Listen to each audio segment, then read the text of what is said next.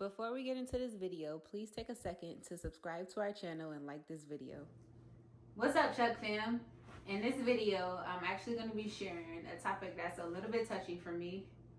As some of you may know, if you've been following our journey, in 2016, Jeff and I lost twins at 17 weeks.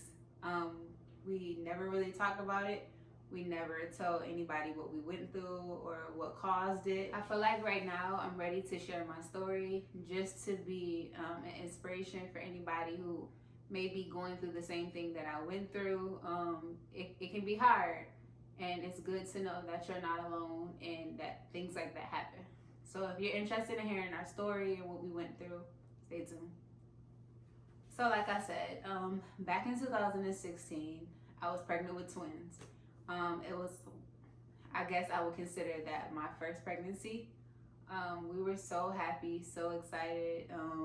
Of course, like we're pregnant with twins, how rare is that? So at that time, I was working at a job where I was pretty much standing up all day, and yeah, they didn't care if you were pregnant or not. Like you had to stand up, you had to greet customers, you had to stand up while you were working with the customers. They wanted you to be outside passing out flyers.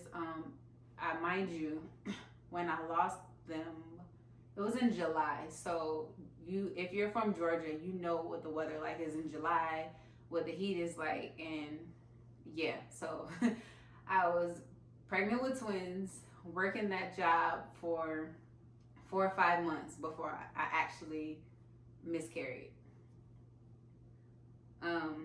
So with that, I was hot, I was miserable. I didn't want to work the job, but I know we needed the money. We were in an apartment that we really couldn't afford. It was really, really nice. But like I said before, we couldn't afford for me to quit that job, and then we had 2 kids on the way. So I had to work. With that came a lot of negativity. I would mope around, just I won't say that I was negative. I just wasn't taking the time out to thank God for what he had gave me and just basically enjoying my pregnancy.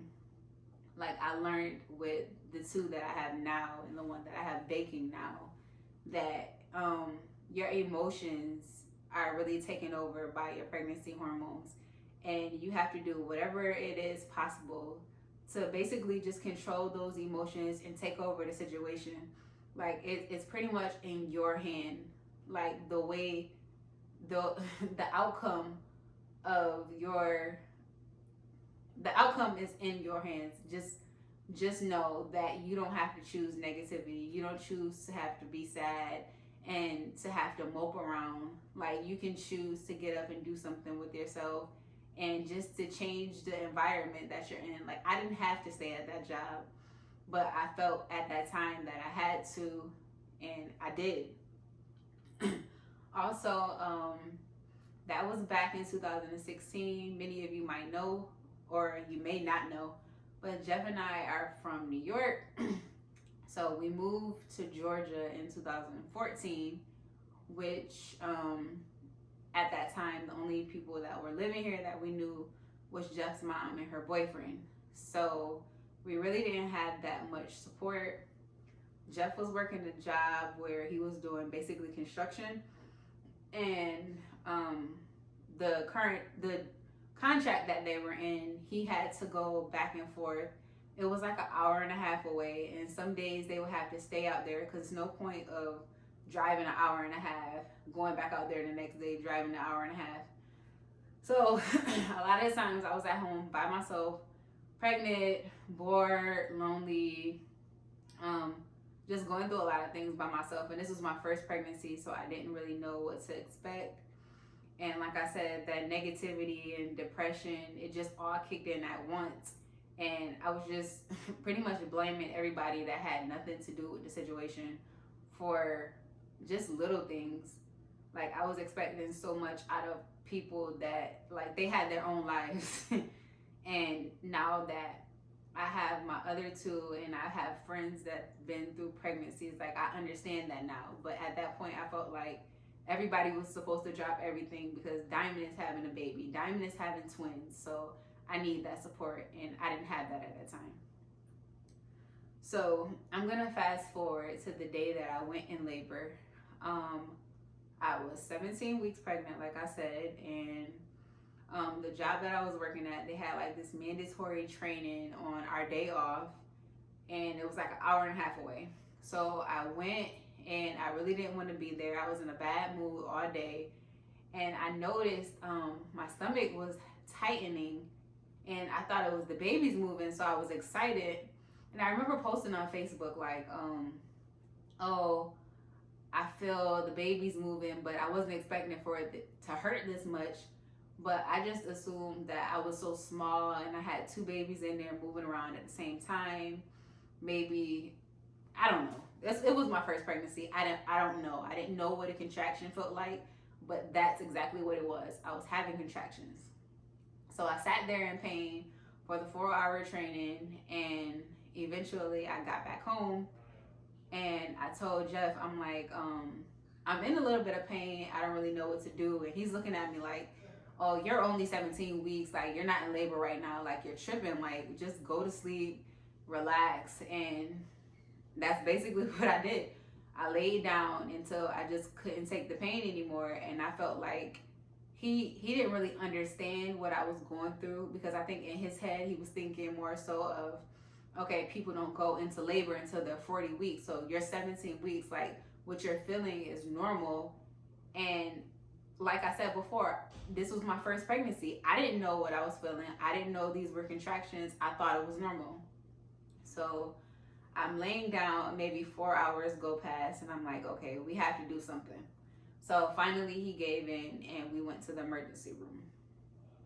When we got there, they checked us in, and of course, I called labor and delivery, and they're like, oh, well, you can't come to labor and delivery until you're over 20 weeks. They don't take anybody at the time frame that I was at. I was 17 weeks, and they're like, no, you have to go down to the ER. So it really wasn't a big emergency. Nobody was rushing to my aid. I sat there for 9 hours before somebody got to me. I watched people go in and out. I sat there crying and screaming, and nobody came to my need. And yeah, literally 9 hours. So when I got back, I remember it was pretty late at night. It might have been maybe 10 or 11 o'clock. And I remember my mom saying, just go to another hospital. Just go to another hospital. And we're sitting there. We're like, if we go to another hospital, we don't know what the wait is going to be like there. And when we get there, we're probably going to wait. And we could have been in already if we would have just stayed here. So we're not going anywhere. We're going to stay here. So when I finally got back, I remember the pain was unbearable. And the lady was like, okay, so what I'm going to do is I'm going to do an ultrasound, basically to see what the babies are doing, and I'm going to check your cervix. So she did the ultrasound, and she was so quiet, and she's like, okay, babies look good. And I'm like, okay, that's good, right? And she was like, yeah, that's great. So she goes to check my cervix, and she's taking a really long time. So this is the longest ultrasound that I've ever had. And she's like, okay, I'm going to take you back to the triage room, and I'll send the doctor in to tell you about what I saw. So once again, I'm waiting for maybe another 30 minutes. Still no pain medicine, no nothing. I'm having full-on contractions. And the doctor finally comes in after an hour, and he's like, oh yeah, so we had an ultrasound. And the ultrasound shows that the babies are doing good. The amniotic fluid levels are good, but we're concerned with your cervix. Your cervix is 9 centimeters dilated. I'm like, what? So he's like, yeah, we're going to take you upstairs, and we're going to admit you to the hospital. So that's exactly what they did. By the time I got upstairs, it might have been 2 o'clock in the morning. I was exhausted, I was hungry, and I was just ready to lay down. Like, it had been a long day. I've been frustrated, crying, and in pain all day. And I literally went through 9 hours of dilating with no pain medication, my first pregnancy. So that night, everything was fine. They didn't bother me. They let us lay down and get some rest. And first thing the next morning, the doctors was on it. So they were coming in and they were like, okay, we need to check your cervix. We need to check your cervix. So um, it might have been 4 doctors came in to check my cervix, or 4 nurses that came in to check my cervix. And the last one, she's like, we're just a little worried. Like we can't find your cervix, so we have to keep checking. So the last one came and she was so rough. It hurted so bad. Her hands were so big. And when she pulled her hand out of me, I felt a gush of water. So I'm like, what was that? Like, did my water just break? And she's like, no, I don't think that's what that was. And I'm like, in my head, I'm not speaking up for myself at this time. In my head, I'm just thinking to myself, like, I'm pretty sure that's what that was. So Jeff was like, so what was that? And she was like, oh, it could have been discharge or something. So we were like, well, is there any way of checking? Like, can you do an ultrasound to make sure there's still water around the babies? And she's like, I can do a swab to see if the fluid that came out was amniotic fluid. So she did the swab, and I guess it came back that it wasn't amniotic fluid. But I'm still leaking this fluid now. And I come to tell you before, I wasn't leaking anything. Like, I'm not gonna say I was perfectly fine, but besides the contractions and the pain that I was in, I wasn't leaking any fluid. So now I'm leaking this fluid, and the nurses, I don't know, they're being weird. Like, they're keeping something from me. I feel like they did the swab, it came back positive, and they didn't want to tell me. I don't know if it was like they didn't want me panicking or something, but for the rest of that day, they put me on a pain medicine that they would give me maybe every 4 hours, and as soon as I took it, it would knock me out. So I took that medicine, and I was getting through the pain, getting through it, and I'm like, okay, I can do this. So my doctor finally came in. I had been there already maybe a day and a half, and the doctor that I was seeing from my OB, he came and he's like, oh, are you still leaking fluid? I want to check you out. And he went and he checked my cervix, and once again he said there was no cervix there, but he also said he seen the bag that the baby was in, and the bag was ruptured. So he did his own swab, and he said that was in fact my amniotic fluid. The sac was broken. Yeah. So at that point, they basically gave me an ultimatum, like, at 17 weeks, the likelihood of you going or giving birth to a 17-week baby, like, there's the odds is it's not going to survive. So the ultimatum was basically, I can stay in the hospital. They were basically telling me I can drink orange juice and water and try and replenish the bag back up, or we can go ahead and give birth to the twins at 17 weeks and just that be it. So of course, I'm not giving up. I wanted my babies. I wanted my babies healthy. And I'm like, okay, we're going to do whatever we have to do to get them here safely. So they're basically like, okay, well, we're going to try and hold you as long as possible. We're not going to let you get up. We're going to put a catheter in if you have to use the bathroom. So they did that, and I'm basically sitting in bed for maybe 4 days. And on these pain medications, I pretty much was in and out of everything, because like I said, that pain medication, every time they gave it to me, I was gone. And if I didn't take it, like, it was like full-on contractions, still happening. So like I said before, my family was in New York. Within those 4 days, my sisters came and my mom. By the time they got there, I want to say I didn't deliver the babies yet. By the time they got there, yeah.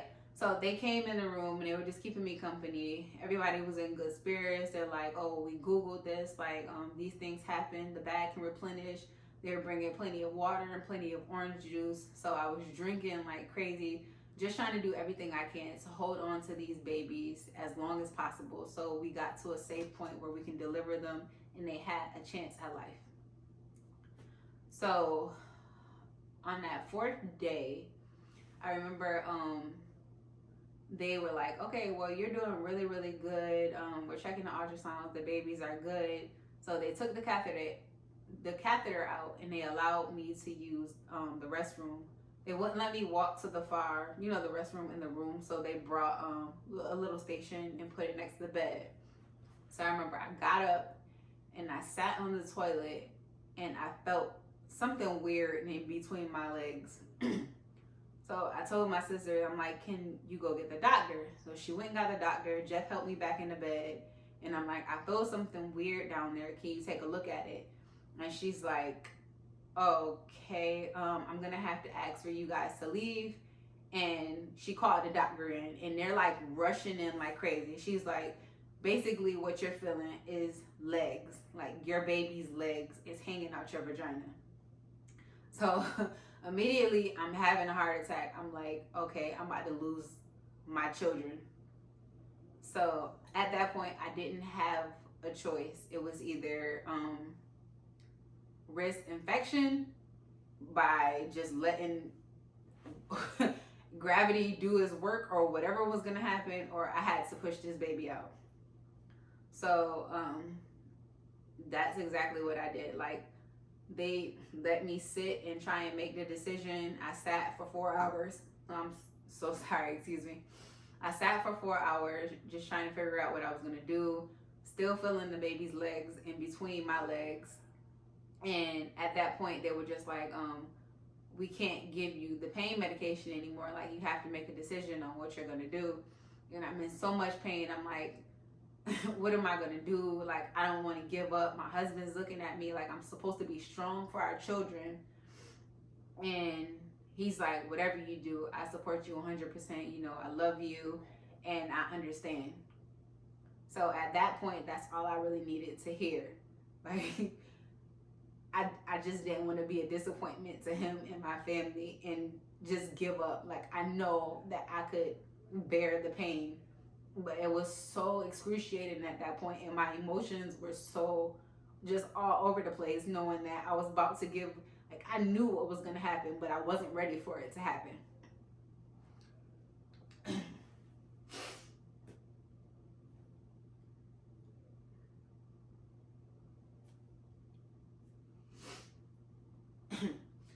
So at that point, I'm just like, okay, well, we're going to do whatever we have to do. So they sent my sisters back out of the room. There was doctors and nurses rushing in. They were like bringing the little thing that when the baby is born, that you put the baby on, and the scale to weigh the baby, and just stuff that would happen at a normal delivery. And we all knew that this delivery was nothing normal. So the doctor came in. He said, all right, Diamond, I need you to push. And literally in 2 pushes, the baby was out. So at that moment, like, I was just through the roof and I blacked out.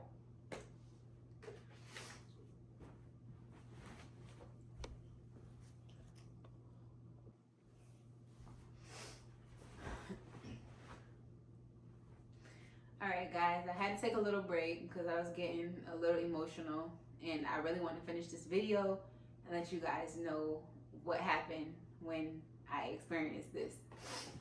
So the last thing I told you was I gave birth to baby number 1, which was a boy.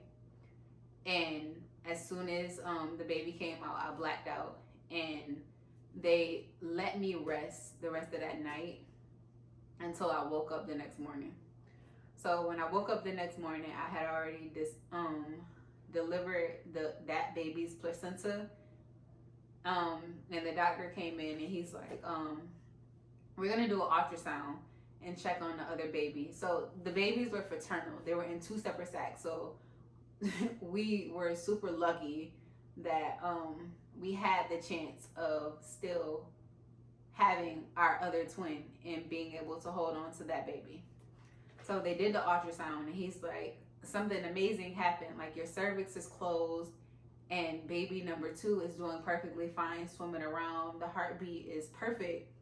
Like, if you continue to do good like this, then we can let you go home and you can continue basically as a normal singleton pregnancy. So I'm like, okay, we're super excited, and I'm like, I'm not as emotional because I didn't lose both babies. I'm sad that I did lose one, but I still had a fighting chance to still have what God blessed me with at that time. So that day went by and I was doing really good. They got me back on solids. I was eating. The baby was doing good, flourishing. They let my family come back in. And my mom came and she's asking the nurses, like, okay, so what happened? What caused this to happen? And they're going to tell her that, oh, we think she developed some sort of, what was it? Some sort of infection that caused me to start dilating or something like that. So they were giving me antibiotics for whatever this infection was that they said that I had developed that made me start dilating. But that was the explanation that they gave us for what happened. So that was the day that my son was born. They did allow me to keep him in the room, so he stayed in the room with us until I was discharged from the hospital. I was discharged maybe 3 days after I gave birth to him, and they let me go home. So when I went home, my mom had to be back to New York, I want to say 2 days after that. So she stayed with me, she cooked for me, she made sure that the house was clean, that I had everything that I needed. And 2 days later, she left because everybody's expecting, okay, I'm fine. Like, this is a normal pregnancy now. Like, all I have to do is basically stay on bed rest. I was 18 weeks at this time. Stay on bed rest for another, 8 to 10 weeks. And then we would be welcoming our baby girl, twin B. So, as soon as my mom left, I was a wreck, basically, because I felt like I had a lot of support when she was there, and then the next thing I know, she just wasn't, and I was back to feeling lonely again, even though Jeff was there. But that night she left, Jeff's friend called him over, and he needed him to help move a mattress or something. So I had already been feeling weird in my stomach, like the little tightness sensations again, but it wasn't anything compared to what I was feeling the week prior. So Jeff was like, are you gonna be okay? Like, the guy lived maybe like 15 minutes away, so I'm like, yeah, go ahead, help him, I'll be here when you get here, like, we're good. So he went, and maybe 30 minutes after he left, I started feeling those pains again, and I'm like, I automatically knew, like, okay, I'm having contractions again, it's time to call labor and delivery. So I called Jeff first, and I'm like, okay, it's happening again. I need you to get here now. He was already on his way, so he was maybe like 10 minutes away. He was like, call the doctor, let them know what's going on, so when we get there, they know what to expect, and basically see what they can do for us. So I'm like, okay. I called up to labor and delivery, and it took somebody an hour to call me back. They called me back, but I was already on the way up there. I was maybe like 3 minutes away, and they called me back, and they're like, okay, well, yeah, you can come on in, and we'll see what's going on. So they took me to triage, and I'm explaining to the nurse, like, okay, I was just here 2 days ago, and I gave birth to the first baby. And she's like, oh, you were here and you gave birth. Like, she didn't understand. I kept telling her that I had twins, I had the first baby that passed, and I'm going through the same thing that happened a week ago. And she's being really, really slow, and it's frustrating me. So she's like, okay, I'm gonna grab something to take your vitals, and then I'm gonna come back and I'm gonna do an IV. So she comes back with another nurse, and she takes my vitals, and they're trying to get an IV. At this time, my contractions were through the roof. Like, I was back feeling that crazy pain again. And before I knew it, I felt a huge gush. And I'm like, My water just broke. And she's like, excuse me? You said you're 18 weeks? That couldn't have been your water. Your water didn't break. And I'm like, I'm telling you, I've been here a couple of days ago and I went through this already. My water just broke. And she went down there, and sure enough, she said the baby was down there and the baby was crowning. My water broke. So at that point, a bunch of doctors and nurses were rushing in. They're trying to get an IV. They're trying to calm me down. Yeah. So within literally 10 minutes of us arriving to the hospital, I gave birth to baby number 2, which was our little girl. So, like I said, once I gave birth to her, um, obviously the contraction stopped. I gave birth to the placenta, and I wasn't back to myself, but I was no longer in pain. So they took me to the same room that they had me in that I had my son. And I was there for maybe 2 days. They just wanted to check on me and make sure I wasn't losing too much blood. They set me up with a grief counselor who I really didn't want to talk to because I knew she was going to just say the cliche stuff. But yeah, they did that. And they basically discharged me 2 days later and wished me luck.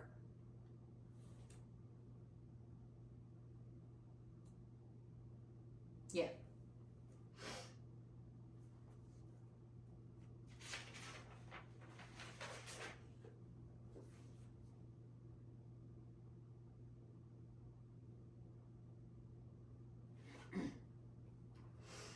So when I got home, I was trying to be strong. Jeff wasn't really showing his emotions. I didn't know how to feel.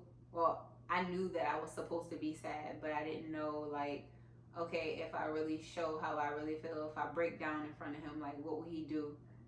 Like, I just lost our kids. So neither one of us was really showing our emotions. We were basically just there. So eventually, I got out of the bed maybe after a week, and I went inside the room where the clothes and shoes and stuff that we bought to get ready for the twins, and I immediately broke down. I'm on the phone on the floor crying, and I'm trying to be quiet because I don't want him to hear, but I cannot control myself at this point. So eventually, I cried myself to sleep, and he came to check on me. I don't know how long I was down there asleep, and he didn't say anything. He just came and he held me. So still trying to be strong and play like I'm superwoman and I can't show emotions.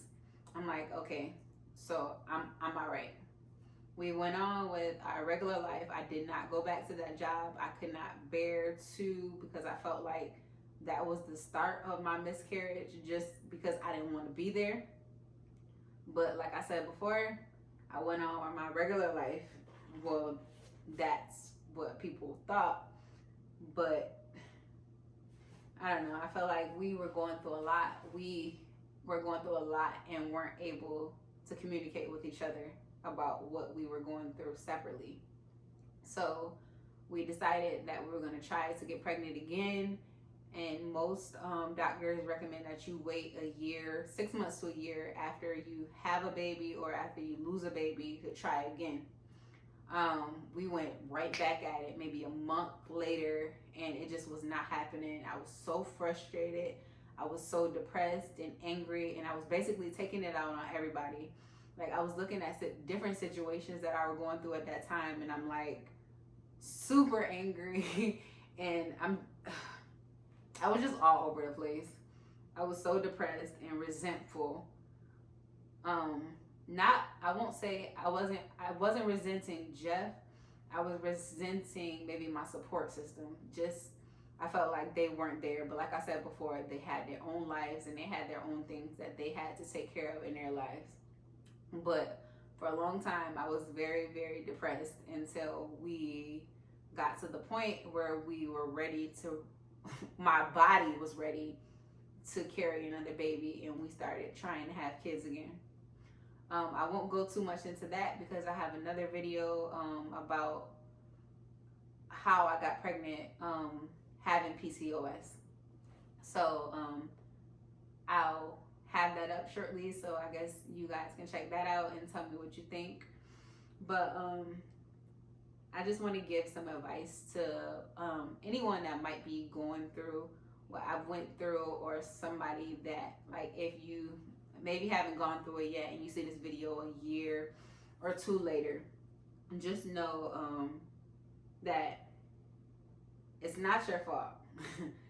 Like, these things are very, very common. I learned that after I lost the twins, that it's very common to lose twins and go into labor unexpectedly. Yeah. I also have to say, you have to be your own advocate. You have to use your voice, ask questions, know what's going on. Yeah, because I wasn't doing any of that. I was just sitting there letting the doctors telling me everything. And they basically lied to me about my water breaking. Yeah, so be an advocate for yourself. Don't let anybody tell you how you're supposed to feel, or if you're feeling pain, don't let anybody tell you that it's normal if they don't know exactly what you're feeling. Like, you know your body. So if you feel like something's off, then stick with that. Also, I would say when you're pregnant, have a good support system. And if you don't have a good support system, just try your hardest to enjoy your pregnancy and just think of the blessing that you're going to have in 9 months. Like, that should be enough to get you through it. And yeah. Another piece of advice I would say is just cast out any negativity. Negativity in pregnancy, like, it can really destroy you. You're already super emotional with the hormones, like hormones and negativity. Like, that's too much for a pregnant woman to deal with, and you're already dealing with the changes in your body and any insecurities that you might have with that. So yeah, just try and cast out any negativity that you might have or that might come your way at that time. That's pretty much it for this story. I hope you guys enjoyed. I hope you learned something from this. I pray that this doesn't happen to anyone else, or that anybody else has to go through it. But I'm pretty sure, like I said, I read that it's pretty common.